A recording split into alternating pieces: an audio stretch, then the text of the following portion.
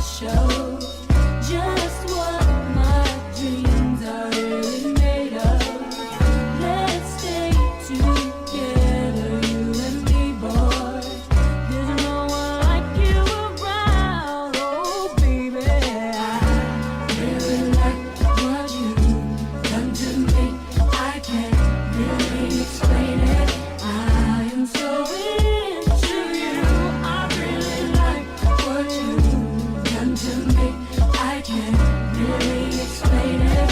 I'm so into you. It could be the way that you hold me. Could be the things that you say. Oh, I'm not too sure what it is, boy, but I know I feel in this way. Hey, oh, I think you're truly something special. My dreams are made of. Let's stay together, you and me, boy. There's no one like you around, oh baby.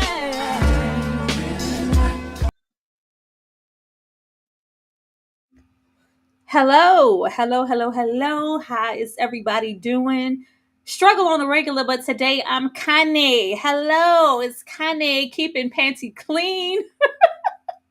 Hopefully, you guys are ready to have a good time on this Sunday afternoon. We are happy to have you and really, really happy to be talking about Crooklyn. What a better day to do it than on a Sunday. This is a feel good day. Of course, I'm not here alone. My partner in crime is in the house.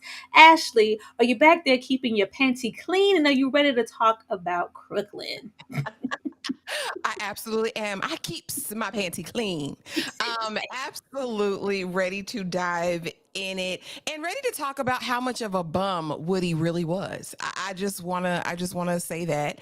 But yeah, I'm ready to chop it up and get all the way into the weeds of it all. Ashley gonna come in hot on Woody's neck already. Y'all get in here. We would love to get some more folks in here. Be sure to hit that like button and comment. And if this just so happens to be your first time seeing myself or Ashley, subscribe because we here on the regular and we give really, really good content. Like Ashley look really cute. I just want to say that. Thank you, girl. I'm giving my flower child. I ain't have no afro wig. I said, dang, I can't be nobody. I had no beads, but we made it do what it do because it's a vibe. We're gonna dress up every single time, y'all. Every Yeah, single. you know I'm gonna have a yang yang laying around the house. We don't plan this, y'all. This was impromptu, and y'all get Kanye. Oh no, Tito. Absolutely, absolutely. But getting on into it, we of course just have to start off with the mere basics. Like everybody has their own, unique reasons. But Ashley, I want to come to you first, and of course, y'all can leave it in the chat. Why do you think we love Crooklyn so much? We love Crooklyn because I feel like it felt like home. Like I felt like at any given moment you could put yourself in Troy the boy's shoes and feel all of that. Even me, I was raised as an only child, but I had a ton of boy cousins. I have a ton of biological brothers, and it was like this was real family life. Watching it now, I will say there are things that are problematic for me in my spirit deep down on the inside. But from playing outside with your friends to neighborhood drama and your mama got to come out and regulate to go to the store and get me so and so, and you better come back with what I asked you for. Like everything was so relatable, and it felt good. It felt like home. Spike did his big one with this. This movie left an indelible mark on me to this day. I quote Crooklyn. A deep love affair with Crooklyn, a deep one. Before I share my thoughts, let me get this good old super chat from Darpalina before she zooms out. Thank you so much for supporting. Hey, I'm gonna catch the replay, but I'm glad y'all covering this movie, Spike Lee's best work. Hit the like button and subscribe, everyone. Hit that like and subscribe, please. Thank you, Darpalina, and she ain't never lied. But for me, Crooklyn is just like you better be in this house before the streetlights come on. Crooklyn is just traces of childhood. And I don't think anybody here was, because I think this is 73. We went outside, but there's just a bygone era of family, no phones, no text, sitting at the table, having dinner, being outside. Like, I tell my babies all the time, like, we were outside, and we ain't talking about how it's like outside, like we outside. No, we were outside. We were playing. Like there was, so much joy in being outside and having a really, really good time. And not only being that, because I was never the only girl, but even just being the oldest and kind of identifying with Quentin, and most of all, just kind of getting in that realm of taking your mom for granted, because everything is the worst thing just because she said it and it's your mom and she's getting on the nerves and all of this. And it's just the small moments you wish you could get back to your mom just telling you, be in this house, had this kitchen clean before I get here, like had that chicken thawed out in the sink because you better. When Quentin said, I'd rather have a father than a mother any day. I said, man, Girl, by the end, I know he's eating those words like that. Ugh. absolutely terrible. And Sunny, I want to speak to you for a minute. Like, thank you so much for being here and spending your time. Like, oh, I'm so sorry to hear that you lost your mom. That's really, really, really heavy. And I hope you're doing everything you need to cope with that. But we're happy you're here. You're happy to hear. I hope you laugh. I hope you smile. I hope you really have a good time. But that's another thing I want to point out with this film, because I think in reflecting on it, a lot of us focus on the center of boy Troy, because Troy is our center, and this is, that coming of age situation for her. But a big chunk of this story is about grief, and that's what it was intended for. But we gonna get into all that. But shout out to Sunny. Thank you so much for being here. Yeah, like I just love this movie down. Like, I love it down, and it's just the time to just appreciate how things once were. Do you ever think we could get back to a time of just Crooklyn, of kids being outside playing, in the yard, on the stoop, running around the house, running around your apartments, wherever you were, just really enjoying time in each other, instead of just kind of everybody's just so separate, off on their own, doing their own thing? It's so hard, Tyra, now. Like, and not to be that person, but I mean, I think with just like the advent of technology, I don't think it'll ever be that simplistic again. Like, literally, y'all outside playing Rock'em Sock'em Robots, like yelling at the neighborhood, playing like a ding dong ditch, doing all of the things. Like, and while I think there are bits and pieces of that still happen, I don't think to this degree. And if we could take a moment and get into Spike Lee's storytelling in this, it's not a traditional film in terms of, heavy plot driven, right? Where we're always looking to see, it's like just Black people being. And there's something just so beautiful about that. I wish we could get to a place where we could just be, like, Child, without even all of the extras. child, we ain't sorry. I'm so sorry. We're not, like, even here, just looking at this, and I ain't never lived in anybody's brownstone, but I think everybody can speak to like an old neighborhood or something that once was just being absolutely gentrified. All of these lovely Latina, Puerto Rican, Black, all this community of people striving for more and living in this, like, yeah, this whole section, I believe, of Brooklyn is really, really gentrified. And however much their brownstone was then, child, you better hold on to it if they're gonna try to buy you out, because baby, they cleaned up the block in the worst way possible. But yeah, just the lack of community and everything overall. But y'all know I ain't gonna leave y'all hanging. Y'all might ain't rolled up on Crooklyn in a while. Let's get into all the feel goods of it, because y'all know I'm gonna have some bits and pieces so we can reminisce with it. Oh, It look funny. It looks stupid. So look at yours. At least mine's gonna look all funny like yours. She got good hair. She got Peter Rican hair. I bet, Hummus. Stop touching me, ugly. Don't you be calling my sister ugly. Come on, y'all. Who wants to jump rope? I don't. I don't want to play.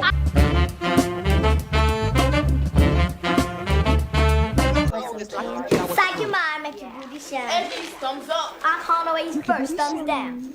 When I would it, never give me nothing. Shut up, you flat-chested wimp. And I'm telling my you call me an evil flat-chested wench. Go ahead. Tell you are evil flat-chested wimp. I expect you wouldn't be out here like this. Come on, girl, you have your thing. Don't pay her no mind. Go on, move on. Here, I told you not to send me. Get up. What on earth happened to you? Peanut's a girl. How big is she? 6'2", 200 pounds. Some girl named Peanut take my groceries and my food stamps. I'll whip you but my damn self. I know a place, y'all. I'll take you there.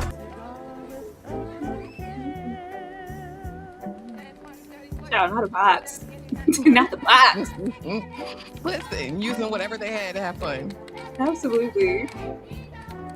I love the intro of the film, just all the kids outside. Hey, Wendell, you see my tickets? No, it wasn't me. Hey, man, you can't find the tickets. Touch my tickets, I'm gonna break your neck. Break it then. Girl, get off of me. Shut up. Give me my tickets. Like the funny-looking nickels of yours also. I woke up in pee this morning. I said, is the TV on? No! Girl, you know the TV on. You knew the TV was on, ma.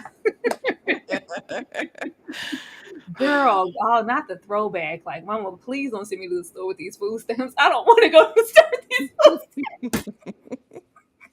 Girl, are you not embarrassed? I don't want to go. Oh, but leaving bits of why we love it so much.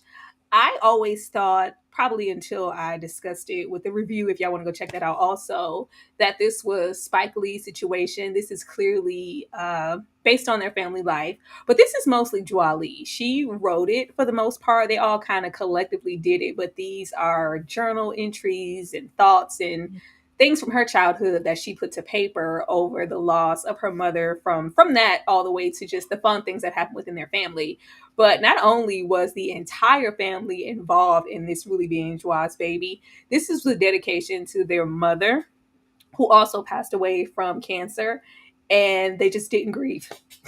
They just didn't grieve, like, at all. All of the who were kids at the time just spoke on, like, she just died and we just act like it didn't happen. We didn't feel like we were allowed that space. We just kind of moved on. And they were all hoping that this would kind of be in her memory, as well as kind of a way to grieve. But she said it was just too hard. She couldn't even grieve at this moment. And it still took her even longer removed from this film to just, even the brothers too, to just process our mom died. And we should have grieved. We should have talked about it. And we just didn't. But Ashley, how do you feel about this kind of being based on their family? Because Spike Lee is very much so Quentin. That's why he got to watch them Knicks, why he got them thick Coke bottles on. And of course, Joie is very much so Troy, the only girl in this family of boys. And it's being a tribute to their mom that they feel like they didn't get a chance to grieve properly. I think it's beautiful, and I think it translates. And a lot of people say, don't get too deep, don't get too personal when you're creating a work. I guess because it can sometimes muddy the waters, but I think it did the opposite in this. I think this was a beautiful story told in real time, and anyone can relate, whether you've lost a parent or not. I think anyone can relate because grief is a wild thing. Grief can be in waves, but it impacts everybody different at different times. Like, I feel like when my mom passed away, it took me 8 or 9 years to fully recover. And it wasn't like this consistent state of, oh, I'm sad and miserable. But there were moments where I just didn't want to think about it at all. And I'm strong and I can carry on and go about the business of life. But in those quiet moments, that's when it comes up. And I think for this film, I think this was definitely an outlet. I think it was a beautiful in memoriam. Since I didn't know that was like their true life story. So that's incredible to hear. And I think they did an amazing job. And I hope that it helped them to grieve and get past it and gain some healing, because that's hard. Crazy, because unfortunately it didn't. They said this hurt so much making this film, and it was like it had the opposite effect, because she was saying like she saw so much of herself in Lil Zelda Harris, and just the process of the family, like the dinner table scenes. They really thought that this was going to be an outlet and a tribute to their mom, and it just had the opposite effect. And they were real heavily emotional. I was like, well, damn.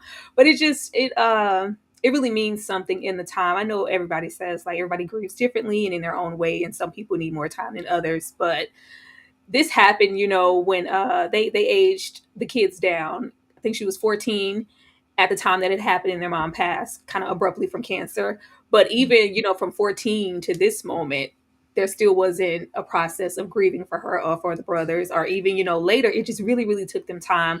So as far as grief is concerned, how long is too long? I don't think there's a limit. I don't think there's a limit. I don't think there's a limit at all. And Shawnee, I saw your comment earlier about therapy, and that's going to be the thing because my therapist said, like, listen, there's no time limit on it. Like, I still grieve. You know what I mean? There are still moments of missing and longing and all that. What scares me though about this situation, and I hope now that it's been, we're years and years after the fact, I hope they did find some peace there. But if her life truly did mirror Troy the boys, right, in Crooklyn, she immediately went into mother mode, like went into caring for the family. And that can prevent you from grieving as well because you just get busy with the things of life and responsibility and don't have time. And 20 years later, you're sitting down, finally, you have a moment of peace, and then it all hits you. So I don't think there's a time limit. I think people need to take as much time as they need, but it's definitely got to be addressed. And if you need to go see somebody about that, go see somebody about it. I mean, I will say with the younger ages, and I don't know how old everybody was, but it's also important for the parent or whoever the confidant is in the space to let the child know it's okay to cry. It's okay to grieve. It's okay for you to ask me. I think a lot of people just kind of skip over it because I don't want to trigger my dad. I don't want to trigger. I don't want to be the one to bring mom up or whoever. But I think just let them know that it's okay that you're allowed to have that space to grieve because sometimes you're skipping over it as a child because whoever the adult is, whoever granny is, dad is, sister is, auntie, they don't even want to acknowledge it. So I think it's important to let people know that it's a safe space to grieve and talk about mama. But I thought it was funny that I was like, oh, this had to be the ultimate outlet. I'm so happy, at least, in 94, we got to grieve. And it was like, no, this was the opposite effect. This was hard for all of us. I was like, well, dang, dang. Oh, Well, man. Yeah, I was really, really surprised. But yeah, Spike Lee is oldest. He's Quentin. And Joie is little Troy. But a classic flop because I got a little rhythm back here of the Spike Lee films. The Sweet Blood of Jesus, Girl 6, She Hate Me, and Crooklyn over there in the corner because these would be considered a part of Spike Lee's flop era. This movie came out and was panned so hard. Nobody got it. Nobody understood it. And it was like the run was cute while it lasted, Spike. But whatever you had when we got into She's Gotta Have It, Malcolm X, Do the Right Thing, Jungle Fever, you have lost it with this film, Crooklyn, and nobody watched it. It flopped so hard. Ashley, why didn't anybody get it then? I don't know what was wrong with the people of the time. Was it those damn boomers? What the hell? You damn boomers. I don't know. This came out in 1994. Mm-hmm. Was it 1994? I'm trying to think of what they were surrounded by at the time. Maybe the audience at that time or what the powers that be would have the audience believe is that Black people didn't want to see the story at the time because I'm trying to think 94, that was around the era of Boys in the Hood. Yeah, because like 91 is like Boys in the Hood. I think 93 is like Menace to Society. Like a lot of those films were coming out. So maybe this was just like a complete just position. Like, whoa, look at all this family life. Boys getting killed in the hood. Why are we here? And I think timing is always a big thing with that. I think people were, like you said, they were going for that. I don't know if it was like the hood life aesthetic in the early 90s, or they were looking for like a romance. You know what I mean? Like some kind of love story. But I feel like they missed the boat, honey. Because when I remember the first time seeing it, and it was probably on VHS. I know I didn't go to the movie to see it, but I remember the first time seeing it, and it was instantly a classic. It was instantly part of my lore. Like literally, I was quoting it. I was watching it multiple times in the week. And it was just a part. I don't know what was wrong with them damn boomers back then. Get it together. Nobody got it. It was just, and I think this kind of made it sting a little bit harder for the family because it took so long. They took so long casting the family, trying to get everybody just right, all the way from Daryl. This is actually Alfred and Delroy's low-key like first leading roles in a movie, especially Delroy. Delroy said he was so scared, like, I hope I get this right. Somebody that gave me a chance. I'm trying to get out there and, really, really do well. And y'all got to be a dad, this family man. Like, this is a lot. But it was just like we poured our all into this, tried to give this as a tribute to our mother, grieve, if not for us, then maybe for somebody, and really, get away from definitely that hood aesthetic, the violence, the menace to society, the boys in the hood, the poetic justice of the whole situation. Mhm. Let's just kind of get back to a yesteryear type situation, and nobody watched it. No, it did so bad.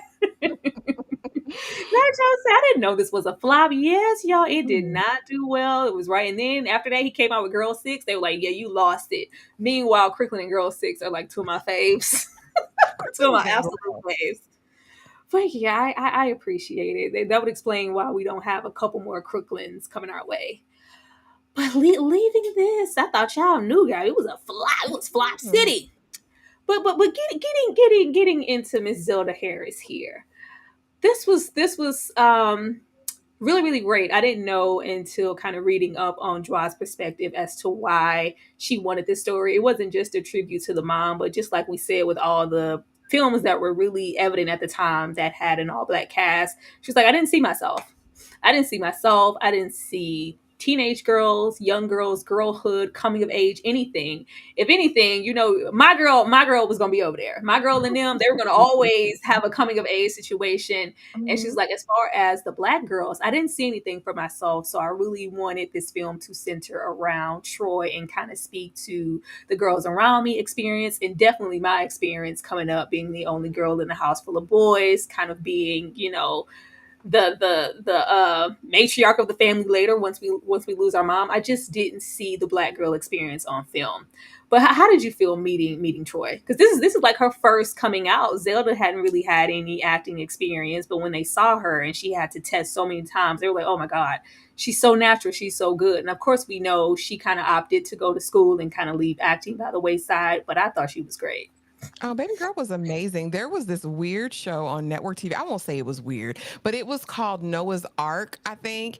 And it was this family who adopted all of these different races of kids. And she was on there. And I don't know if I met her there or I saw her there after this, but I love this actress. I think she's amazing. And you're right. And again, representation is so, so important, which is even more of a reason why I hate that this flopped. Because you're right. Before this, all I had was Veda Sultanfuss. Right, I had Punky Brewster, Veda Sultanfuss over there with my girl, and I think it's important for little Black and brown girls to have little Black and brown girls that look like them on TV. Even though, like I said, the storyline gets a little problematic towards the end for me with Troy the boy, but I think it was a reality of the time. I think the representation was important, and this baby girl acted down. She did her big one. You believed her in this. There wasn't, and I know Tyra, y'all know Tyra don't like a child actor half the time.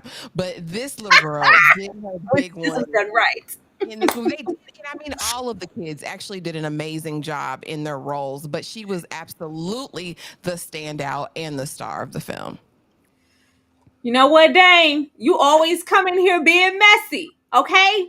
I let you in here out of the kindness of my heart, and this is how you do me. Why Tyra looking like Whitney Houston? I'll take that. Baby, Whitney Houston in the 80s was eating down. First of all, this is RuPaul, Crooklyn, Connie, realness. Get it together, okay? Because I ain't no punta. I keeps my panty clean. That's what this is. If you ain't seen the movie, just say that. Coming in here being messy with your little $2. In the day. I would definitely take Whitney. Whitney was gorgeous, okay? And y'all know, a lot of the child actors today, they're just not giving it, okay? Now, most of the time when I say like, oh my goodness, where they find this kid actor, normally it's pertaining to something modern day. Back in the day, there are a few, but this is something that clearly came natural to her. And it was really great. You resonated, you saw yourself. This isn't something that I rolled up on later and saw as an adult. This is something I was watching as a little Black girl, like, oh. And it's something about, and I hate to say it, because it feels like we're taking something away from a certain demographic or a certain person. It's something about seeing an unambiguous Black girl on TV, because we don't see that now. I feel like between back then and now, we had so many diversity. You would see everything versus just particularly seeing one thing now. Even with the family dynamic, this is a very Black family. This is a very Black family. There isn't, two lighter skin, fair skin daughters, and then you have the dark skins. I'm like, where y'all? I mean, and everybody goes in like my family. I'm not talking about your family. I'm talking about what we keep seeing. We ain't never had it at home. We ain't never had it at home because if it was, what is that little TikTok where it be like, "Mommy and Daddy found you in the garbage can. You was on. We found you outside. You was adopted." Like you would have, that little moment. But majority of the time, siblings, we looked like each other, and I don't feel like we see that anymore. This is a black ass family, and I appreciate it for that. I don't care who got something to say about it. That part. But Zelda Harris was really, really great, and I thought she did a great job. And even though this was very much so centered around Troy and her growing up, the little boy, if he, if the little boy hits you, he like you. And get off my stoop. She have to pour that hot ass water on that little boy. Yeah.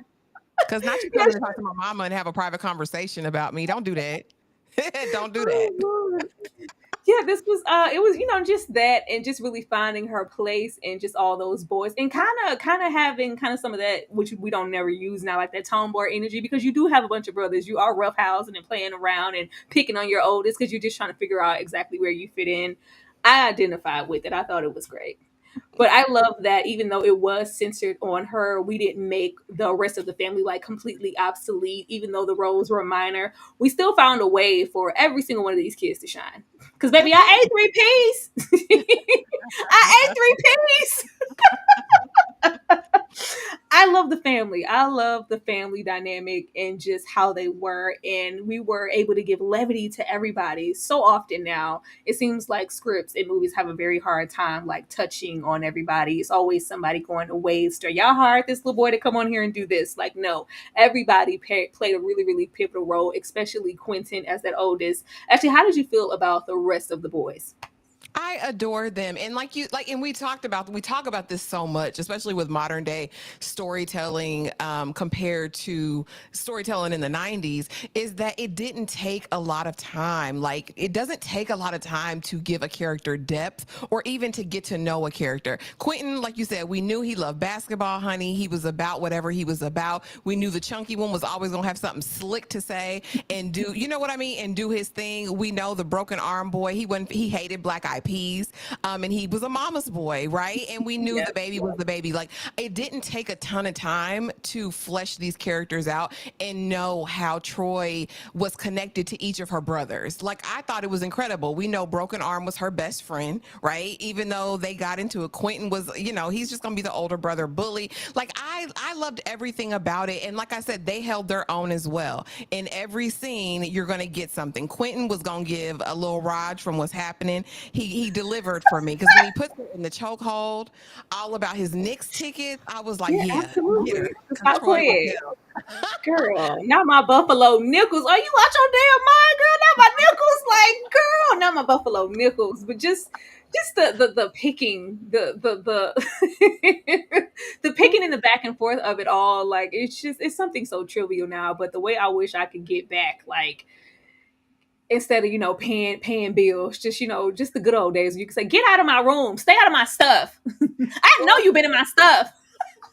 Well, it's so cute, and actually probably one of my favorite parts of the movie, and it's not a big movie, but you had it in the clip where they're wanting to watch the Partridge Family. The older brother's like, put the Knicks on, and the chunky one is like, well, no, because hold on, you don't want to change your vote? Okay, we'll just watch it. Like he's hiding this desire to really watch the Partridge Family because you want to say, I woke up in love this morning.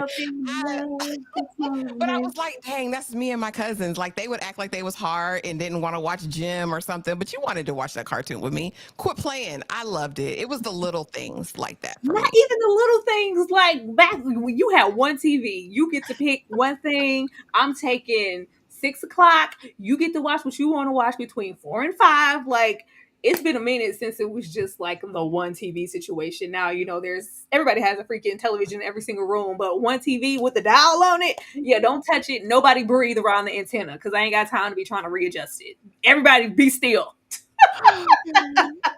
Everybody be still. Like, oh, but I was here for the family and the boys. Yes, Quentin. I don't care. I'm watching this game. I'm watching this game. But moving on here, child. I just want to take a moment before we went anywhere else. Now look here. I think I saw this before I maybe even knew who Serena and Venus were, so I really didn't see it. Now, braids and beads, they weren't a new thing. You know, especially you, a young girl of a certain age, you was gonna get you some braids and some beads and drive your mama crazy, making noise all around the damn house. But this particular hairstyle, beads all the way up to the root, I had never seen that, and I thought it was like, wow, how where they do that at? Oh my god! Like, I thought this was the most like spectacular shit as a kid. I just thought like I was like, oh my god, this ethereal beauty. Of course, I didn't know this. I was like, oh, this is a princess. Do y'all see this? Did y'all see her? She got braids all the way up to the root. I thought it was the most incredible shit I had ever seen. Tara's like, it's magic, y'all. It It's magic. was. It was. It was. I thought it was. Did you? Look. It was just something about the mom and the choice of beads and how they went all the way down to the root. I was like, I ain't never seen this. We had to just take a moment and acknowledge this hair. I thought the hair was absolutely beautiful. Getting back into some of that culture and the blackness that is put in, beautiful people use Afro sheen. We get, into those, getting back into those 70s and taking pride in who you were, your natural hair, your this, your that. Like, it's just very evident here. Even the aesthetic of their home. It's very, lived in, very kind of pieced together and eclectic, but it still gives like a sense of warmness and family. But I had to take a minute for these beads and braids. Actually, anything on these beads and braids. Absolutely. And it brings you back, like I said, any black girl grew up, and I don't know, back in my day they used foil at the end, so I literally have damn PTSD about getting popped in the head, then parts and the foil ends at the bottom to keep the beads secured. That's before the advent of modern technology. But yeah, beautiful. Again, like I said, it felt like home. And even like you said, when you go into their brownstones, like deep earth tones, mahoganies, richness, color, it felt like any black person's home. Like, okay, that could be my auntie's house, that could be my cousin's house. Yeah, it gives everything. It was great. Like, I just had to. I thought it was magic. I did. I was like, oh my god, this is so beautiful. This is so beautiful. Something I would love to go here, but yeah, it looks heavy and it looks like noise. How we sleeping on that? I don't know. It's gorgeous though. It's absolutely gorgeous. But I just wanted to point it out because Troy is picked on a lot in the film about her. And meanwhile, us today, like, oh my god, this is so beautiful. Like, they're like, oh, it's funny looking. Like, girl, why would you do that to your hair? Even your mama's hair. Because as soon as we got to Song House, she said we taking that out. But yeah. I thought it was beautiful what we were taking pride in back then. And rocks. And what she was, girl, getting straight up picked on, like, for what? Let me see what this is. Dane, all right, I'm gonna put you on the screen. Oh, no, this is not Dane. This is Swank Fan. Somebody with some sense. Hey! How y'all's weekend? It was great. The weekend has been great, and it's great to just sit here and get into some Crooklyn with you guys. I'm trying to look at what we have over here from Kick. Ashley, get these folks out of here. I am, girl. I can't. They don't. Only comes up. You can't respond in there, but I think I fixed it. Oh well, we can put that down. Don't come in here with the fornication. Oh my god.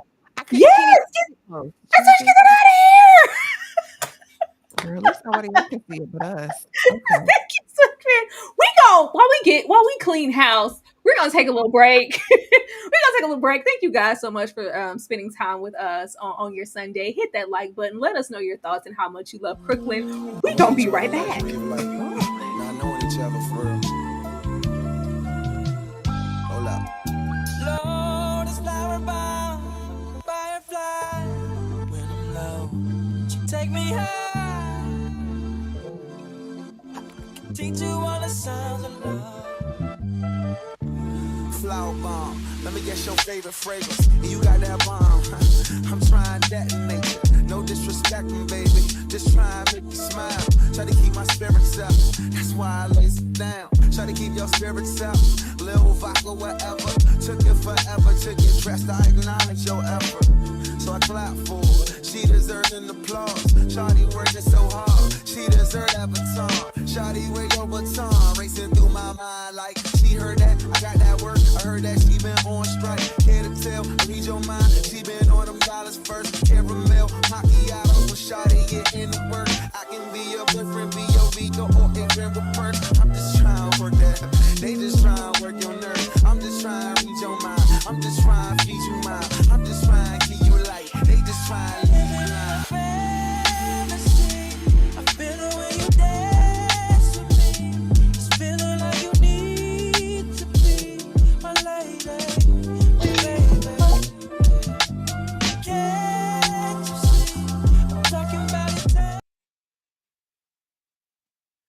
Girl, that's my part. Listen to me, la la la la la la la la la, means I love you, oh baby. Because he was gonna sing, if I could, I like to be a great big movie star. Girl can sing for shit. Overnight sensation. Girl can sing. But before we big expensive car, absolutely. Dang said Ashley tried to pull a fast one. We keeping an eye on her. Dang, see how she had put that for. Lord have mercy. Good. But before we jump into, I guess, my It look funny. It looks stupid. So look at yours. At least mine don't look all funny like yours. She got good hair. She got Peter Rican hair. I ain't that hummus. Don't see me ugly. Don't you be calling my sister ugly. Come on, y'all. Who wants to jump rope? I don't want to play. Want some candy? Psych your mind, make it thumbs up. I call always first, thumbs down. When I would never give me nothing. Shut up, you evil flat-chested wench. And I'm telling my you call me an evil flat-chested wench. Go ahead, tell you are evil flat-chested wench.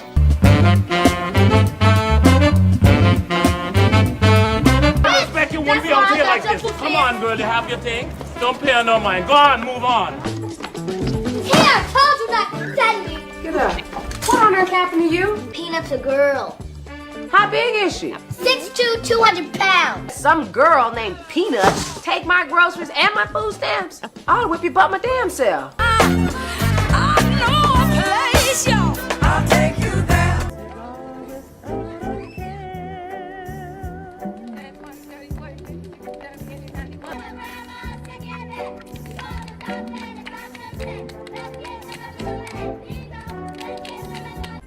Idiot. make you want to cry. Hey, Wendell, you see my tickets? No, it wasn't me. Shoot.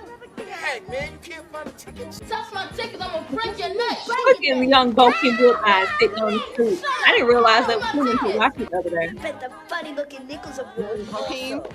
I didn't know you were right there. I woke up in pee this morning. I said, is the TV? No! Girl, you know the TV on. What was the old people around Tyra? Puerto Rican. What was up with him? Why was he around these kids? Why was Bokeem around? I don't know why his old ass was on the stoop, okay? I thought he was passing through. I mean, but Bo Kim was on the stoop also. I think they were supposed to be like older teens, but I was like, Spike, that's somebody's father. Because you can tell, like, before they go on the road trip and they're like, you know, keep an eye on the house. He's like the older Puerto Rican teenager in the neighborhood. But over there in the group with the kids playing that little calculated baseball, get your old ass out of here. I didn't know what was going on. It's a little too old to be over there. But getting more into the family here. Have you lost your mind? Have you lost your mind? Didn't I tell you I wanted the kitchen clean? Get up now. Get up. All you little peanuts at attention. Get up, boy. Now, get your butt up. Get up now. Everybody up against the wall. From now on, everybody's going to start pulling their weight around here. Do you understand me? I've got all night, Nate. Come on, Mommy. Why I gotta eat this? Yeah. All the calcium in the world ain't gonna make up for this nasty taste. It might have made up for your broke arm. Oh, come on to the next. I don't care care what it is. It is not nasty. Everybody else likes it. You're gonna eat. They all crazy. I got ice cream and sandwiches. You want some? I do. No, I don't want them having that junk. Jam is just a little sandwich. What? Answer me, what? Turn the goddamn TV off. Surprise, boys. The big deal is I said no TV on a school night, damn it. The Knicks got a job. You need an education, boy. I will throw this idiot box out the window. How dare you go to your father's and find me, boy? Come on now, Jim. Let him watch his game. Shut up. No, Woody, please don't touch me. I own this family house. I pay Con Ed for the electricity. Now, when you want to start paying some of the bills, everybody else gets to decide when we put the TV on. I'm watching this game. What? I'm going to knock you out.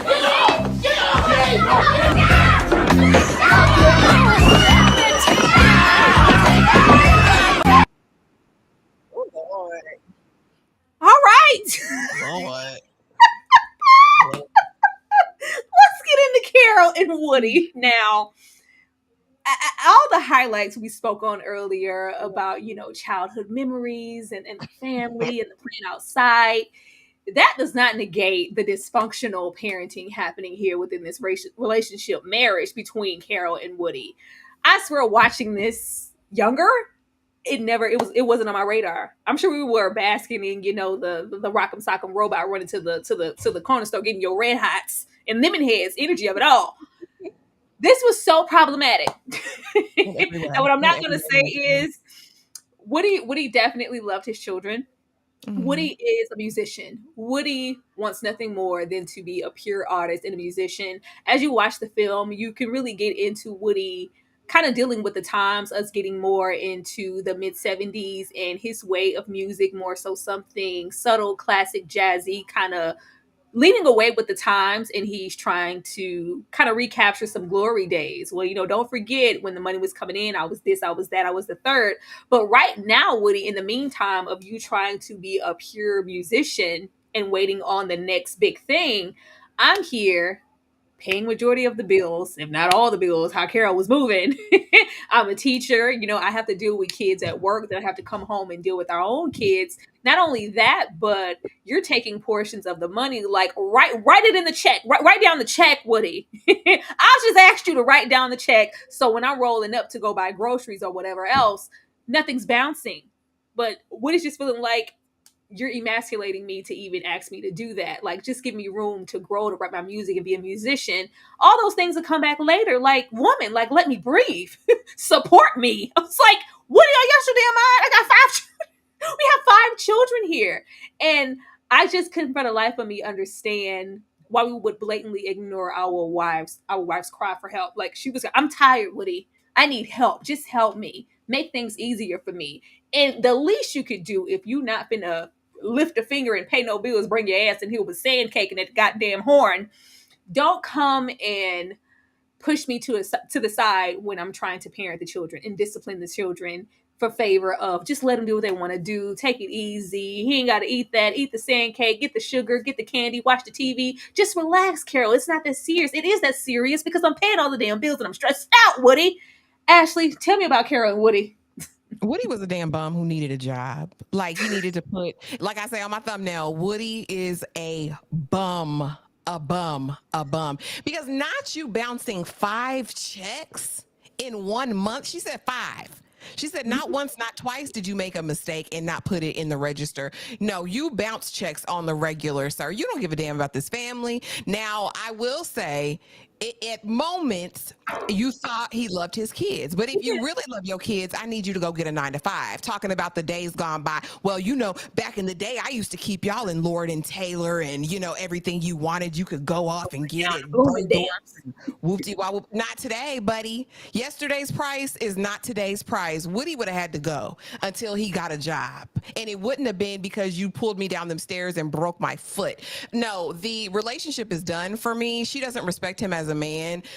She's going to emasculate him at every point because he's not proving himself to be a man. He wants to be them kids' friends. And later, if I didn't think that Woody was trash enough, he turns out to be even more trash after she passes, because why is your daughter now taking on the mama role? Where are you at, sir? She shouldn't be picking out no baby's hair. She shouldn't be worried about making no dinner, sir. That is your role and responsibility unless you went out and had to finally get a 9 to 5.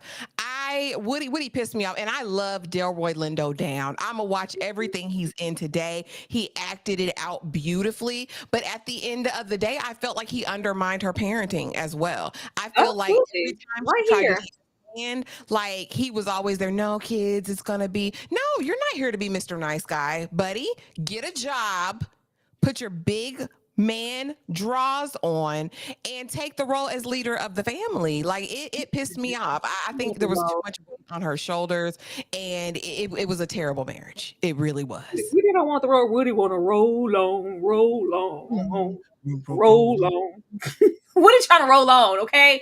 Woody, like what? I never got the idea. And if you wanted to be a Hotep aspiring starving artist, maybe we should have thought about that before. We have 5 children, 5 mouths to feed. We have children, small children. We have children to take care of, Woody. Why can't we be a starving, striving artist and pure musician and have a job at the same damn time? Because the entirety of the film, Woody is just like, leave me alone, whatever's happening. If these lights get cut off, who's the wiser? Just light a candle. Like when Woody rolled up in Isaiah Washington's face and was like, I'm gonna still expect that rent, even though y'all ain't got no lights. I don't know. And then the lights was off for quite some time. If you pay attention, and the lights was off. Like the lights was off, baby. Like we can't dream without my lights now. You gotta turn some lights on, buddy. Like no, just walking. She's just there, and I think that's what upset me the most was him interfering when she was trying to reprimand and discipline those kids. Like I'm trying to keep things here, keep order where I'm already stressed out, and then you come in and just leave them alone. And I really hate that dynamic between parenting when it's I want to be the good parent, the fun parent. Then you leave somebody to be the disciplinarian, and you have kids saying stuff. I'd rather have a father than a mother any day. Like that's why the kids felt like that. Everything was all daddy, daddy, daddy, because I'm left to kind of look like the worst person in the world because I'm the only one doing real parenting and paying all the goddamn bills, Woody. I just to tell you, brother, to come get up out of here. Get up out of here. But that portion in the car when she's going like, I need help, Woody. I don't know what's wrong, but of course we know what was wrong. She's like, I'm just tired. And he's just like, well, just support me. Like, Woody, how much more support do you need, Woody? Why we gotta suffer for you to be a starving artist? And then they come cut the lights off, and Woody's just like, well, that's what it says there? Huh? No, we paid that. Yeah, no, we didn't. Because you trying to bet everything on this concert. I said, y'all was going to play in Woody face the whole time. That little concert, we had about 15 people in the audience. And that was family.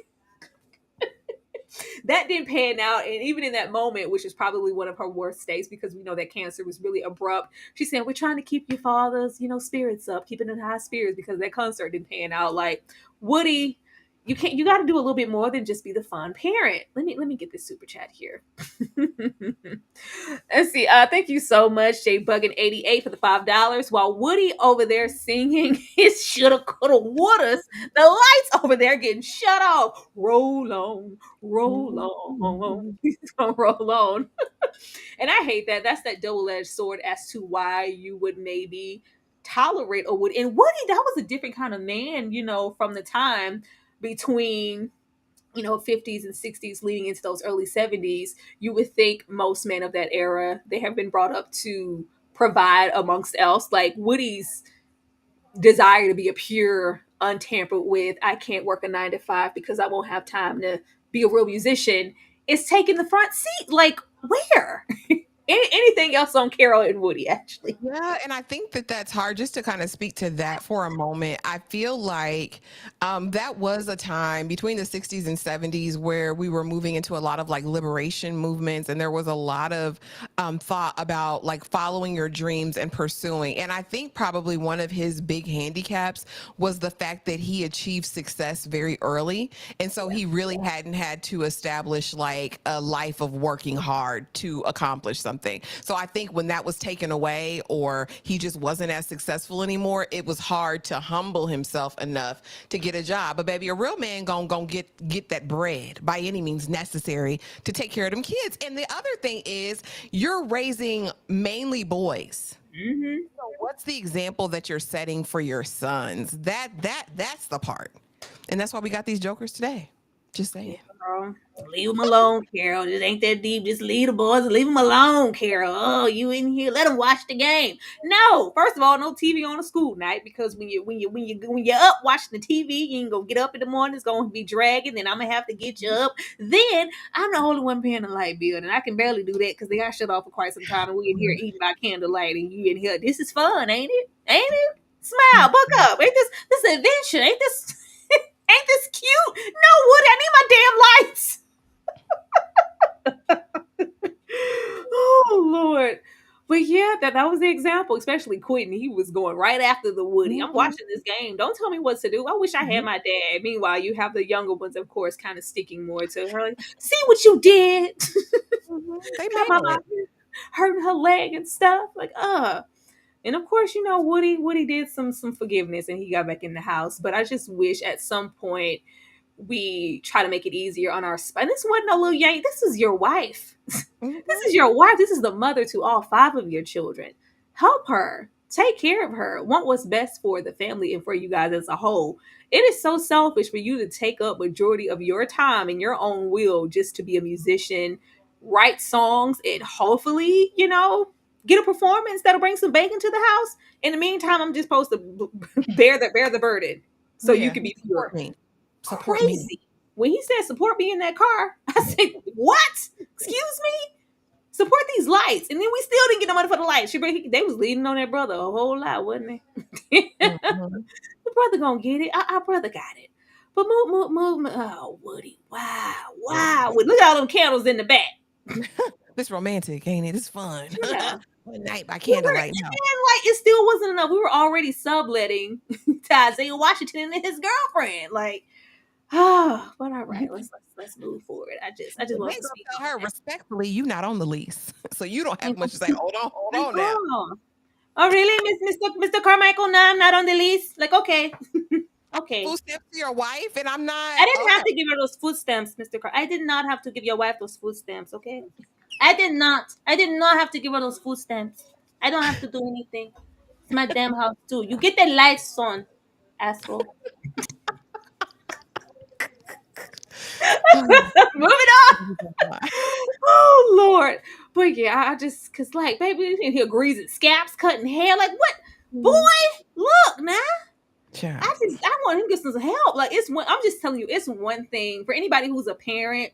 It's one thing when you have one child, you know. Okay, it's cool. 2 children, okay, which is my limit. Well, I got my 2. Now, when you have 3, you pushing it, okay? It's getting a little hot in here. When you have 4, you know what? Give it to God. Give it to Jesus. Give it on to Jesus. When you got 5, oh Lord. When you got 5 and 4 out of the 5 are boys. Get somebody else to do it. Kevin Hart, help me, nigga, help me, Lord, I need some help. The stress of it all.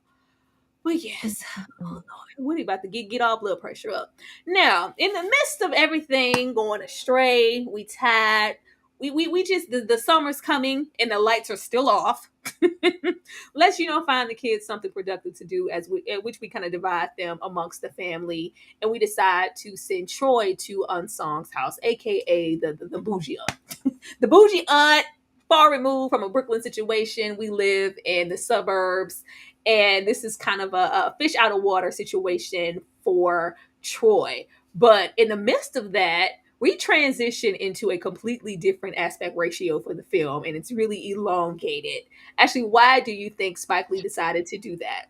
I don't know. I said, is this because we on vacation? I said, is this just because it's a different worldview? And I can respect that because Spike Lee is famous for his perspectives, especially in cinematography.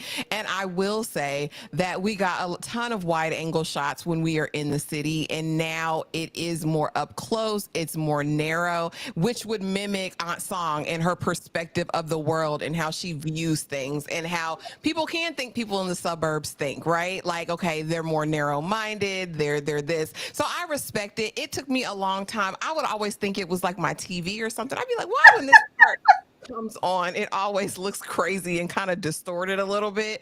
But no, it absolutely makes sense. And I don't know why old folks always felt the need to pull out a hot comb. She said, you got all these beads and shells and rocks in your hair. Let's get. I know you ain't got the nerve to be tender-headed. Yeah, I always thought the aspect ratio was, once again, like you said, because it was a more so narrow view. I thought it lended itself well to kind of being a fish out of water situation for Troy. Like, oh, this is completely different. But seeing this for the first time, and even the first few times, you're like, what the hell? It's like, hit the idiot box. Did something happen? Why did we get all stretched out in long ways? But I see y'all in the chat. Queenie! Let's get into Aunt Song and all of her antics all around the house because, baby, oh Lord, somebody find my child. 90s. I'm gonna throw these things in the garbage. You need a hot comb on these now. You ain't got good hair like my baby. Viola, you got your bra on. Troy was also wearing them funny braids and beads and shells and things. Viola, help him with the fellas. Got the nerve to be tender-headed with these naps. Hold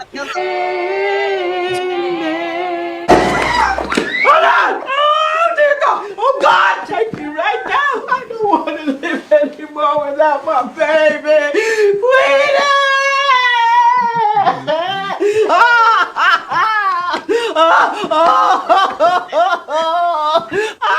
God, Queenie! Well, shut my mouth wide open.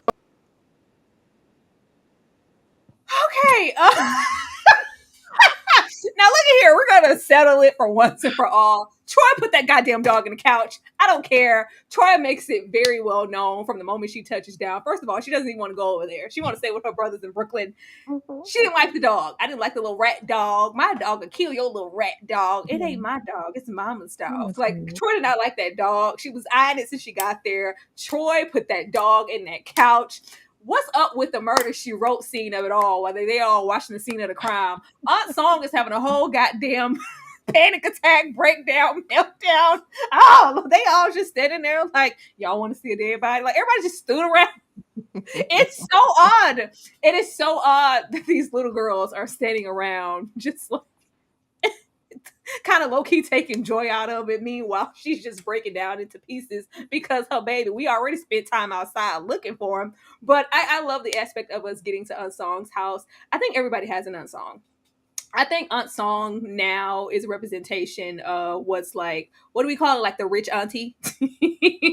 Like that, but just a rich auntie of this time, of, you know, the 50s, 60s, 40s, removed from that.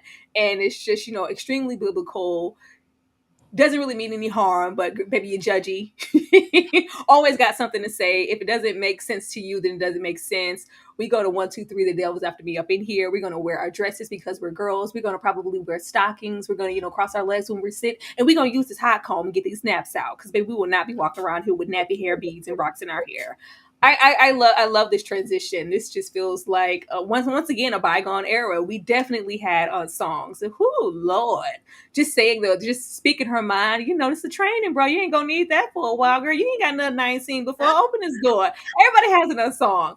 But actually, what's up with the Queenie breakdown, and why in the hell? I will always say in the Black diaspora, especially with film, it is absolutely ridiculous what sticks with us and what we will take away and replicate throughout our culture in our everyday living age. Because I don't care where you at. Most of the time, if you are standing in a room full of Black folks and you go, Queenie, everybody's gonna know what you're talking about.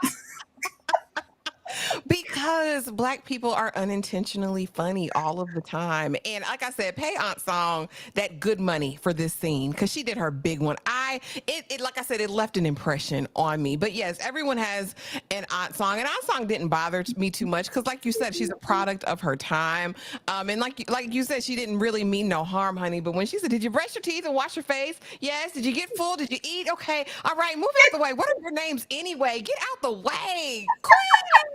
Like, it gave everything I needed because she thinks she's right about everything, and she thinks that she is inducting Troy, I guess, into this whole new world. Like, let me show you another way of life and another way of living, lady. And it wasn't that deep. But this was an iconic moment. You know, we find things hilarious. This was so inappropriate. But Spike Lee planned it this way. Because if you know you pop a weasel up out that couch while you pulling out the bed, that we're all gonna laugh. And especially she falling out talking about take her now and all of that. I thought it was really interesting because we also know an older family member who's adopted a younger person, right? And so they're raising this child while they're slowly aging. So I like Aunt Song. She ain't bothered me too much. Troy had a good summer, whether she liked it originally or not. She had fun with her cousin Viola. Girl, just all kind of like, you don't got good hair like my baby.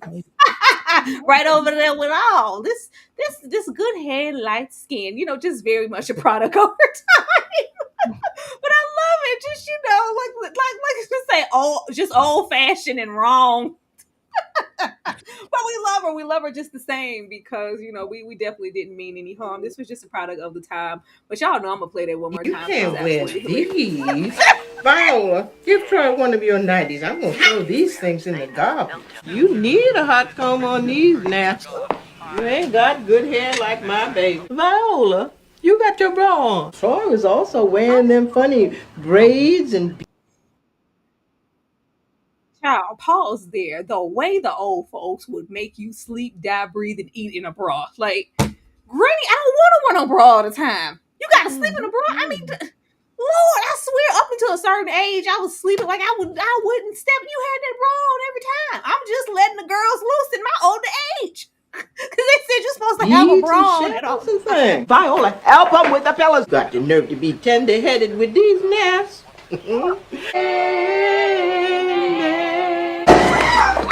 on! Oh, dear God! Oh, God, take me right now! I don't want to live anymore without my baby!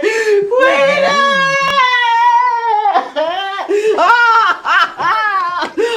Oh, God, Queenie! Well, shut my mouth wide open. Why do you have to do that? Viola did that, Tyra. Troy ain't did that. Viola killed that dog. Why now? Why would Viola kill the dog now? Because you see, look, if you go back and look at Viola's face as she's We watching her mama spaz out, it was like vindication. Viola killed that dog. It wasn't Troy. I ain't even got the. We was gonna be having a moment. I could have got the clip because as soon as they get there, the first time Troy says that she wants to leave, and they're like, "No, Troy, we like having you here. Like, just give us a chance." She looks at that dog, and it's some sinister smoke coming up off of her. Maybe Viola teamed up, but I think it was Viola because I feel like Aunt Song was paying the dog more attention than she was Viola, and Viola ain't like that. Viola wanted to go to Brooklyn and be a high girl. She wouldn't never. Viola, you got your bra on. Troy was also wearing them funny braids and beads and shells and things. Viola, help them with the fellas. Got the nerve to be tender-headed with these naps. Hold on! Oh, dear God! Oh, God, take me right now! I don't want to live anymore without my baby! Queenie!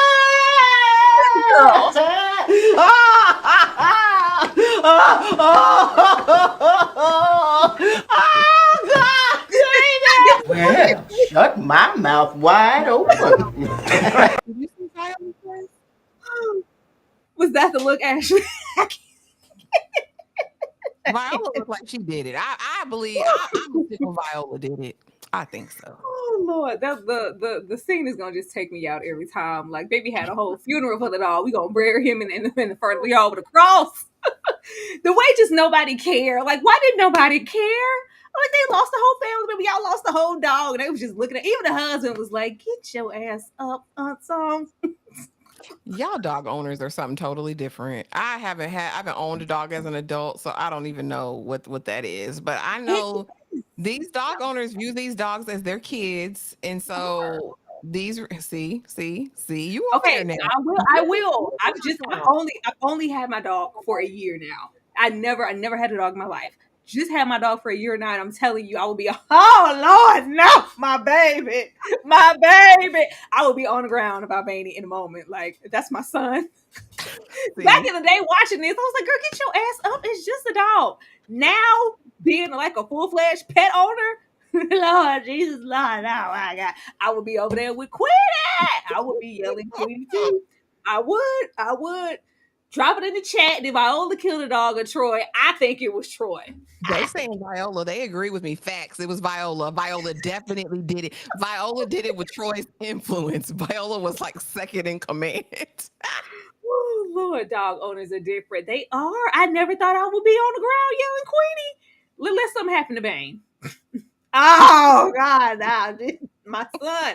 Because it's an extension. Like, poor Unsung. She was misunderstood because y'all was supposed to be outside at the wake and stuff for Queenie, and y'all didn't show up like y'all was supposed to. But now, getting into the what the hell moments, because Spike is gonna have a few what the hell moments, but there was collectively moments in this film where people were like, "Oh, Spike just kind of went too far." The Queenie situation at the time was one. They did not understand. They're like, "What the hell? What, Spike? What is happening? Why are we getting into this aspect ratio?" And her crying hysterically about this damn dog, and it's popping out of this couch like an animatronic. It's weird. Then we have these moments. Of course, this is a surreal situation. Troy is pretty much having a nightmare. But aside from this, we have, these Shaft themed, who got some snaps on my main man Snuff, neighborhood Spike Lee glue sniffers. Who are, bullies, of the time, getting into inhalants. That's here. And then, like, the main thing, well, people were like, what at the time, which would be like, why? Of course, it's everything to us now, but we gotta go here. I never go back to church. I ain't no puta. I ain't no puta. I'm cunning. I keep my panty clean.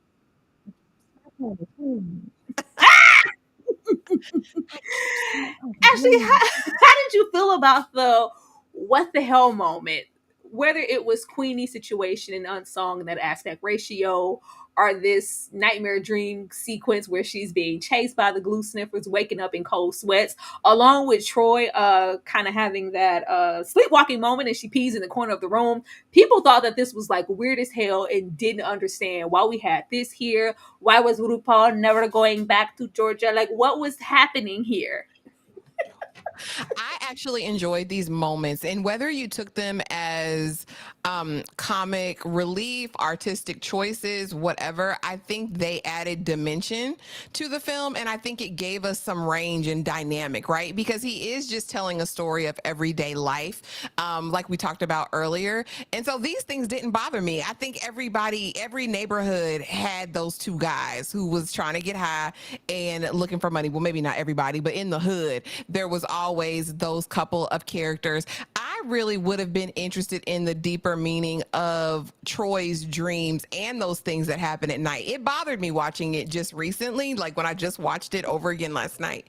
I was like, was Troy going through something like ahead of time? Like, I was like, are these like premonitions? Because Troy was kind of off. It was very odd. You don't find many people getting up and peeing in the middle of their brother's floor. Like, I needed to know a little bit more about that. But I think the other moments were lighthearted and added levity. But Troy's dreams and all that, I would want to sit down with Spike and ask him, what you mean by that? Like, what was your point with that? I mean, first of all, not her just being chased by the glue sniffers. Girl, they tracked her down and made her sniff it. Yeah. She was rolling on cloud nine. Troy high as hell right here. For me, it was, I didn't know where he wanted to go with this. Of course, we already explained Queenie and the aspect ratio of it all. But the dream sequence for me was kind of me trying to take myself back to childhood, because I was thinking, when did I have the weirdest, most vivid, what the hell ass dreams? It was probably childhood. I can remember dreaming way more vividly as a child than I would ever do now. I rarely like dream now. Baby, we just sleep. It is dark. But back then, I would have the most technicolor, weird ass dreams. Now, nothing like this, but just maybe it was that also trying to get back into the childhood and what would like be a nightmare for you and your worst fear. Well, my worst fear is ending up like them lame glue sniffers on the block, chasing me down and making me sniff out of a paper bag and getting me high off of that glue. I was like, okay. I guess we're going, take it back, of course, to, something that we're seeing every day that may not be like a big fear to us, but maybe it was a larger fear for Troy because those are the boys on the block that you don't want to end up like. But that's the only thing I could take from it. Oh Lord. But baby, this here when we get into Miss RuPaul, child. Like what? Why? Because these are the moments where people are like, why? This has nothing to do like with the movie. Of course, we have her we only see them like once or twice, of course, chasing down the neighborhood kids. And then we have it at the end where she's trying to, protect baby brother. You see, they said his mama's dead, and they took my money. And she goes and hits him in the top of the head and he bleeds. And that's the last we see of them. But these are a lot of moments to a Shaft theme, and they roll over there on a trolley. On the dolly shot, and they roll over there and she hits him in the head. Like, I mean, I just take it for that. These are choices, but I'm not mad at them. These are a part of the things that make Crooklyn stand out the most, and they add this individual aspect to the film. It just, I don't know, it's a little cheeky, but I'm not going to be like, yep, all of that Shaft theme and her rolling up on the dolly shot, hitting him in the head, and Spike Lee sitting here with his glue ring around his mouth. It makes total sense. I don't know. Leave it in the chat. Because Spike will have a dolly scene. He gonna get it in. He's like, listen, I know the story, but yeah, I gotta put my stank on it. Like, he's gonna do it every single time. And like I said, I do think it added some dimension and layers to it, because other than that, we're really just watching Troy and her interactions with the family. So again, I wasn't mad at it, and I'm never mad at RuPaul, honey. I'm never mad at a moment. And Tito, I give you something good. But no, it wasn't like that surreal when you look into what he had to say, or Joie and even their brother, I think his name is Sanique, the neighbor next door with the disgusting house with a bunch of dogs singing all off key, all loud with his thick glasses. This was a real neighbor. Even these glue sniffers in the neighborhood. These are aspects from their actual childhood that they put into this film. And even old boo down there at the corner store dancing out now, Tito. Yeah, these were things that we saw around us, and we put them into the film, so they're not just absolutely just done. But yeah, and I was wondering, because I hadn't seen it in a minute. I was like, is this the one Spike film? I was like, no, you're gonna get this dolly. You're gonna get this dolly shot. I'm gonna find a way to implement my iconic tropes in here somewhere. But one more time for RuPaul, because baby, I have to get into my Kanye. I never go back to Georgia. I ain't no puta. I'm Kanye. I keep my panty clean. Absolutely. Now, leaving us keeping our panty clean, we're having a good old time at Unsong's house until it's time for us to go.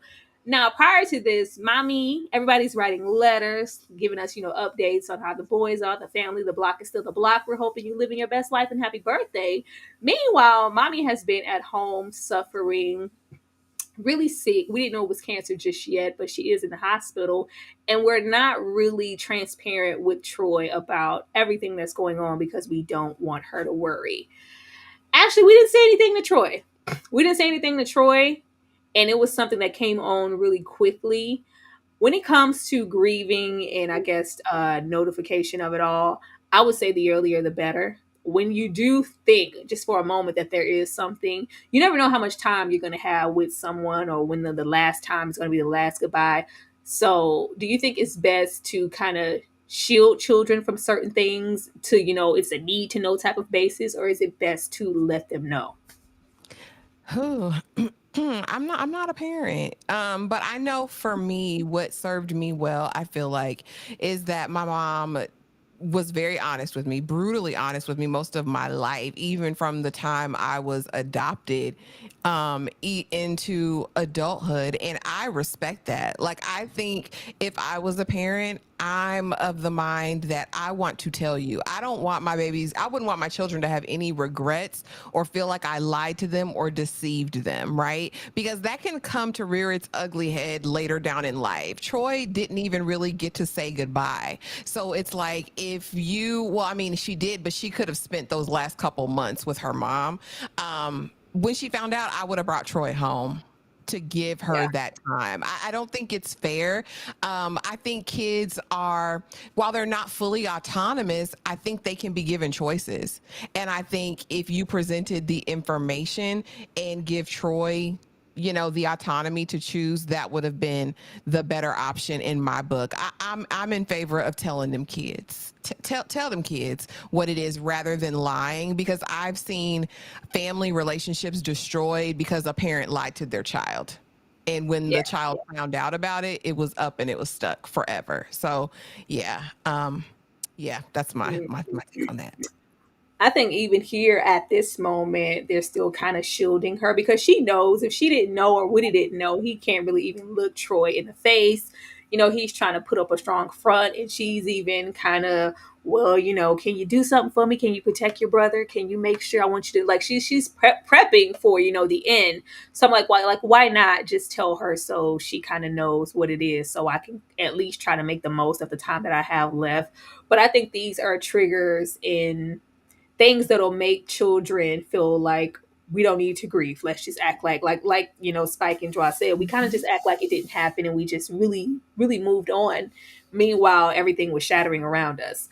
But yeah, I think it's important to inform. But how do you feel about this moment of her saying, because we're not talking to Woody. I don't know what we said to Woody. We really don't have her share anything with Woody beyond like this moment. This is just it. They don't have a conversation.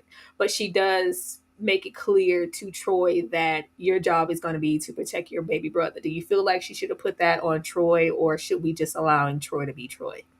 And so here's the thing, and I don't want to talk about this lady as she's being, you know, going on, ushered onto the other side, but she was wrong as hell, because you shouldn't have married that man you was with, or you should have had somebody else in place that could provide support. It's not, the onus is not on this baby to take care of and protect her brothers. It's just not. Like, while that's nice in theory, like, oh yeah, you know, take it. No, it's not. She's not an adult. This is a baby herself, and this is going to cause her all kinds of issues because you married a trash man. Like, now the onus is on baby girl. Like, you got to do it, Troy. I'm dependent on you.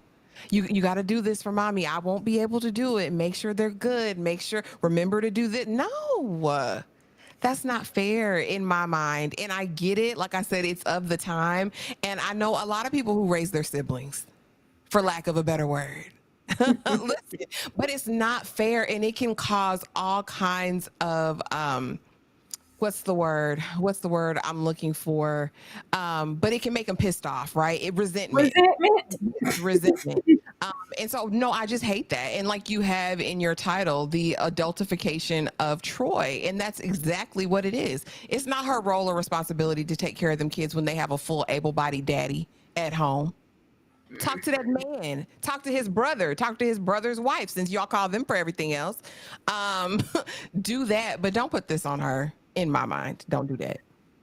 Yeah, this was something that I always kind of regretted with the film, but they were trying to really stick to what they knew. So I was like, was this, you know, a product of the time? Was there not an understanding with the father? Did he not really, you know, step up? And I'm thinking that he didn't, because they said we just kind of moved on really quickly. Nobody talked about it. Nobody grieved. We just act like it never happened. And my mom was just gone. So I'm assuming, of course, with their own dad, there wasn't, you know, and once again, the dad, that musician, I don't know if he was as pure a musician as Woody. I don't know if it was that bad. But with them, you know, trying to mirror real life, I'm sure it's not far from it. And maybe their dad was giving a bit of that Woody energy. And that's why we didn't take this moment to have wife Carol sit and talk to Woody. I need you to make sure you stepping up, you know, taking care of the kids, the boys, making sure they have what they need, like doing that with him instead of kind of laying into a little 10-year-old Troy. Woo, Lord. Y'all about to make me mad. gotta have a life too. Oldest sister gotta have a life too. I'm trying to have a life. And I know the looks were looks back then, but even the way we see her in that last scene, the outfit she has on, her little halter top, her dangly earrings, it's like, okay, it's time for you to step up and be mature now. Yeah. It's like, oh, you just got so big. But yeah, she's just 10. She's just 10. And this baby here, I think she was 8 in this role. Like, she's just 10. And so many black girls are adultified and aged up enough. I don't want to be aged up by my own mom. I don't want to. I just want to be 10. I just want to be a little girl. Like, I just want to be a little girl. But and then, with the culture, of course, we're not having this conversation with Quentin.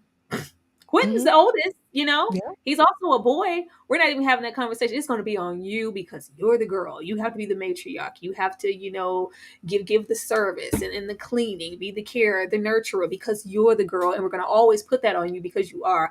I really, really wish we get away from that. I really wish we get away from that. I have always tried my damnedest because my baby, she's the oldest, she's the girl, and I have my son, just not to make her a surrogate parent because, child, I'm the product. Connie as it is. Nobody want to do that. Nobody wants to do that. But yeah, I was like, because I was wondering, I was like, oh, maybe that's why we ain't had no conversation with Woody and we were laying here. But we could have had this with Quentin. We did not. But getting into the actual grieving process of it all, this is pretty much all that we get from Woody. And it doesn't even feel like Woody is taking it in. We never hear Woody say, you guys are going to be okay. I'm here for you. I'm going to step up. Da-da-da-da-da.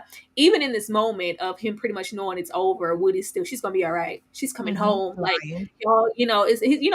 And it's just like, do you feel like Woody, I don't even know why I'm at. Do you feel like Woody did the best that he could with what he had? And how'd you feel about the process of the kids grieving? Because you see all the kids crying, all the boys, and Troy is just very stoic. She's not crying at all. Even when we get down to the actual funeral in the service, the only pushback she gives us, of course, is, I don't even want to go. What difference does it make now she's gone? I don't want to get dressed. But we do see that little brief moment. I love when Quentin comes over and holds her hand in the end. But how do you feel about that grieving process and how Woody handled the situation? He handled it as trash. Like I said, he lied to them babies initially. And, the brothers, it's not my fault. Well, no, it's not your fault. Even though y'all said wild stuff, we know it's not the baby's fault ever. I think that intrinsically Woody is a selfish person. He's been selfish since the word go. And it's always going to center him, I feel like.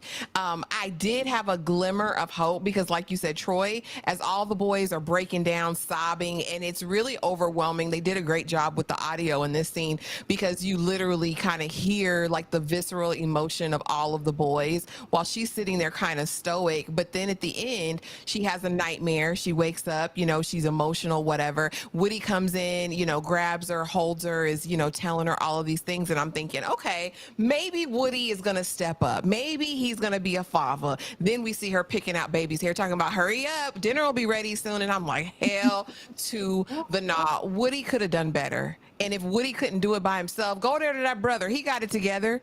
Get some help. Get some support. But be a man for your children. I know he probably went right back to that piano.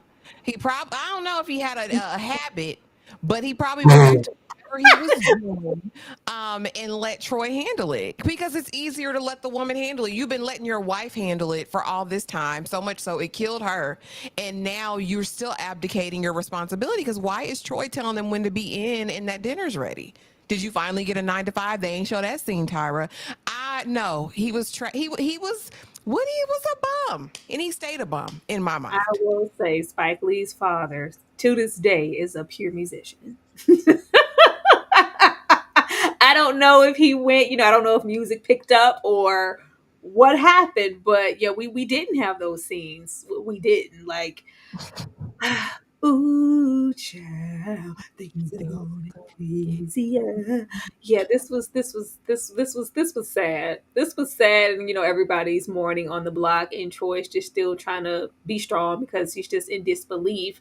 But yeah, I was just trying to make sure we wasn't, I was like, Woody, you could have done a little bit more, Woody. You could have done a little bit more. But we get here. We got Mama Troy. Mama Troy. And of course, with this, representing 73, this coming out in 94, this was like circle of life. Like, this is as it should be. Troy, yes, girl. She's stepping up. She got this hair picked out. She's, I'm the mama. The baby's the mama, and the mama's the baby. I'm the baby. Yes, I'm the mama. Absolutely. I'm going to parent my younger sibling. Probably you have her transitioning as soon as she gets there. She's doing a little cleaning and the I hope that we are, taking the message of this film, but at the same time, trying to get away from this. This was not the circle of life moment that y'all portrayed it to be. I don't want Troy here taking autonomy over the situation and taking on the role as the mom, even if it's just for the younger sibling, because we know it's not. Troy is around there being the mama. Being the mama to the boys and stepping up, and as she gets older and gets into, young, like, it's just, I don't want this to be Troy's story, but I can understand why, with the era that this film came out and where it's coming from, they thought this was the right thing. But yes, Ashley, we grease and scaps and be in this house before street lights come on. Pissed me off. And I said, damn it. And again, as a young person, you're not looking at the movie in this way. I'm like, oh, okay, they're going to be all right. Now I'm like, damn it, that ain't Troy's job. Y'all ruining Troy for life. Oh, my God. No, I was over there, mighty, mighty, mighty, mighty, mighty love. I was singing. Just enjoying every bit of it. Like, okay, they're going to be all right. She going to take care of these, but that's not Troy's job. Like I said, I really, really, watching this back, I did not enjoy this at all. This was not a beautiful moment. The babies were beautiful, very, very moisturized, very melanated. I love the optics of the scene, whatever, but I hate that for Troy. I hated that for Troy, and Woody's still trash. Yeah, I just want us to cherish our Black girls. Can we do that? Cherish our kids overall, but as young ladies, just allow us to be little girls, be teenagers, be young adults before we just go into full-fledged womanhood at 10. Can we please? let us breathe. But here we are.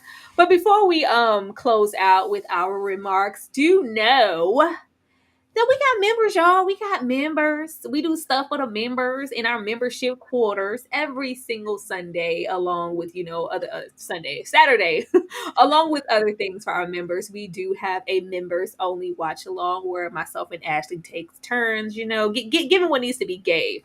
Last night we watched American Fiction. Ashley, for the first time, had a good time there. And this week it is my turn, and this is the movie that I picked. If you want to be in the house having a good time with us behind paywall, and I know it's gonna be a good time because Ashley's there and she don't be doing them horror streaks like that. This is what I picked, and we're gonna have a good time Saturday. I'll be right back, y'all. In this neighborhood is a house where souls never rest. You're invited to share their secrets. I've been waiting for you boys. You're invited to share their tales. Unless, of course, you're scared. Tales of madness. Of revenge. The dolls don't want you there. They want reparation. Of horror. He thinks he needs to kill the monster. Now, your most terrifying nightmare and your most frightening reality are about to meet. On the streets. Man, this is a trip, homie. I don't need nothing from no house of dead folks, okay?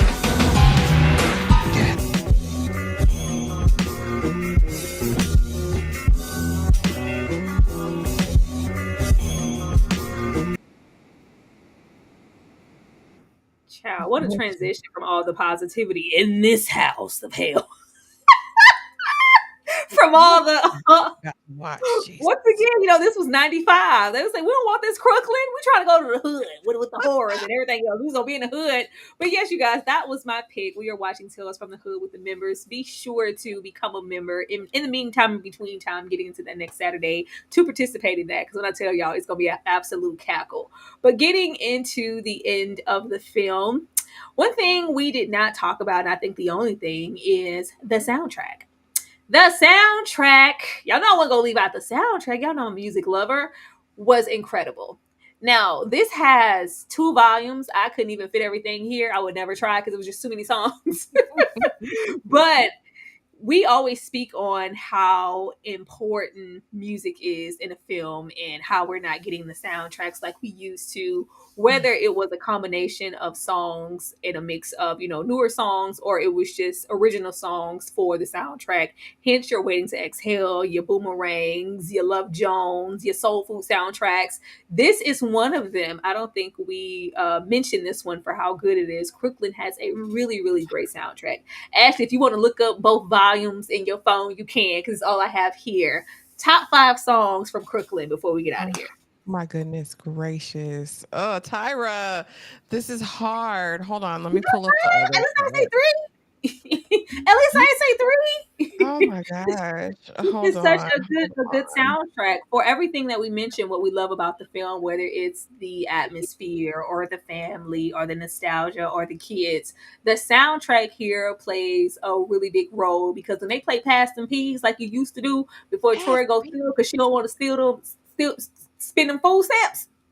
I was having a good time. I was gonna pass them peas. Let me see. I'm talking about you. Like, what are my top 5? Y'all put y'all top songs down there in the chat. Okay, first of all, because this song makes me think of Crooklyn every time I hear it, we're gonna go, people make the world go round. We're gonna definitely do stylistics. That's on the list. This is in no particular order, okay? We are going to do Ooh Child, okay, by the 5 Stair Steps. That's 2. We're gonna do Pusher Man because that's Curtis Mayfield. I'm your mama, I'm your daddy, I'm that in the alley, right? Oh my goodness. I'm your pusher man. Oh my gosh. What else, y'all? This is hard.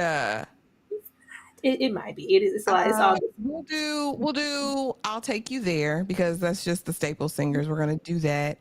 And to round it all off, we'll do Oh Girl, I'd be in trouble if you left me now.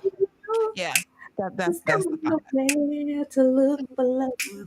I just don't know how. Okay, mine number 1 is always going to be the title track. It's going to be Crooklyn.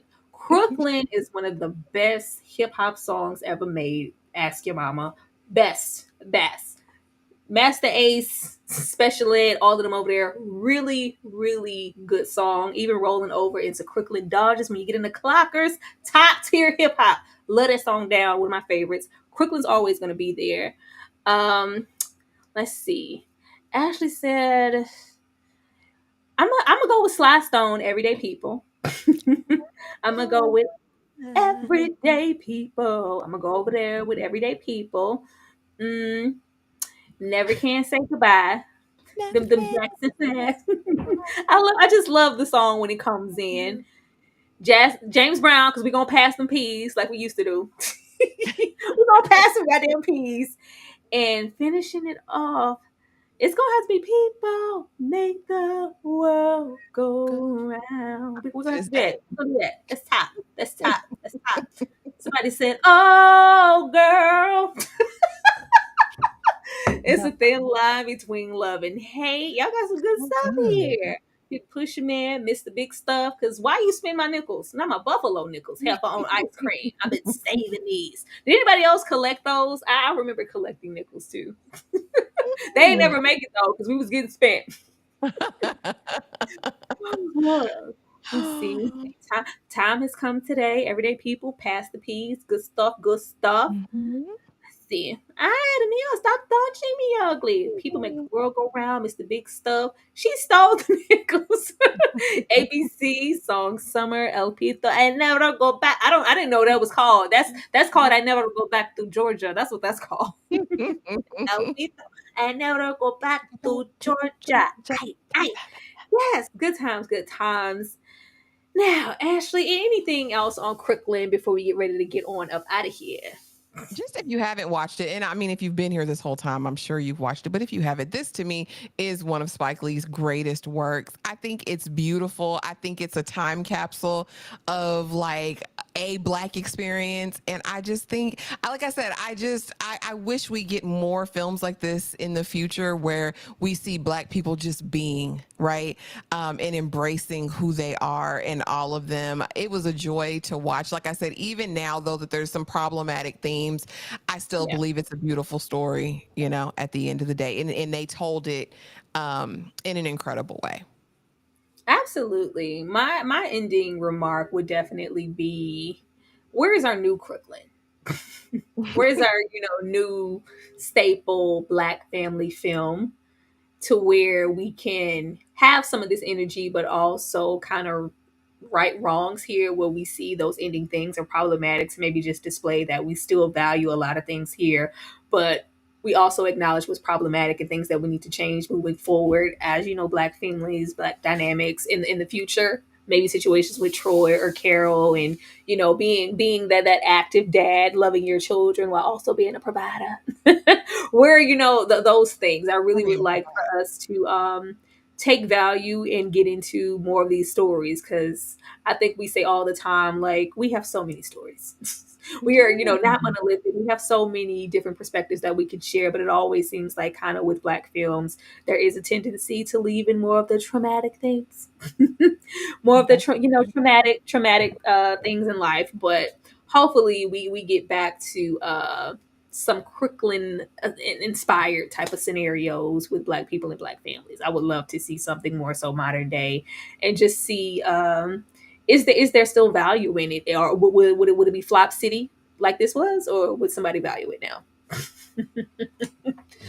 But that's all I have to share, y'all.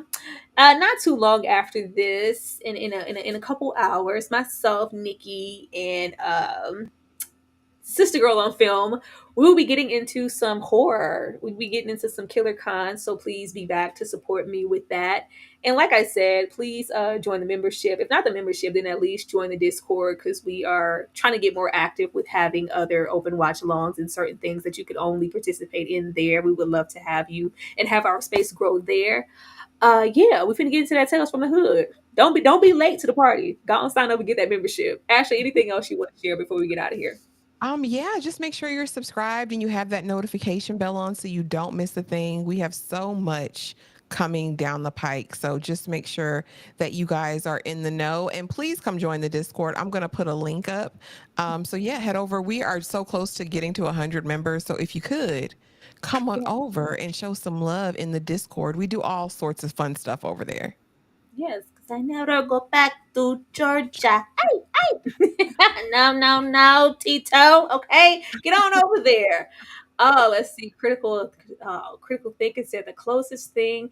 If the closest thing was exhibiting forgiveness, that says a lot. We've seen exhibiting forgiveness. And as I said, I feel like there are more scenarios to share. And exhibiting forgiveness wasn't a bad film at all. I was really surprised at how it came out and how we were literally exhibiting this forgiveness. But literally, it's still layered in trauma. I just, and that's not to say that we don't have our traumatic moments in Crooklyn, but they didn't trump the entirety of the film. The main thing we admire and remember about Crooklyn is, the music, the atmosphere, the laughter, the kids, the games, playing in the streets, the neighborhood, the community. Not so much Woody being Woody, just a kind of a balance. Alex, you want to share anything on exhibiting forgiveness? Absolutely not. Oh, God, okay. Ashley said, no. Yes, I keep my pajamas clean. I keep my pajamas clean. I ain't no. But y'all, we are definitely, please watch the replay and leave your comments below about how you guys feel. Once again, like Ashley said, become a member of the Discord. If there is an issue with YouTube notifying you, if you get in the Discord and have things turned on there, I'm sure it will. That'll notify you, way before YouTube ever will. It plays an avid role in making sure we are and you guys are where you need to be, because we want you guys to be in here having fun. We don't want anybody to miss anything. But catch the playback if you are just getting here, and we are going to get out of here. I'll see you guys shortly for KillerCon, and everybody have a blessed day. I want to enjoy the luxury of like not knowing each other for real. Hold up. Lord is flower bound, firefly. When I'm low, she take me high. I can teach you all the sounds of love. Flower bomb, let me guess your favorite fragrance. And you got that bomb. I'm trying that nature. No disrespecting, baby. Just try and make you smile. Try to keep my spirits up. That's why I lays it down. Try to keep your spirits up. Little vodka, whatever. Took it forever to get dressed. I acknowledge your effort. So I clap for her. She deserves an applause. Shawty working so hard. She deserves that baton. Shawty, where your baton? Racing through my mind like she heard that. I got that work. I heard that she been on strike. Care to tell? Read your mind. She been on them dollars first. Caramel, macchiato. When Shawty get in the work, I can be your boyfriend, be your Vito, or a grand purse. I'm just trying to work that.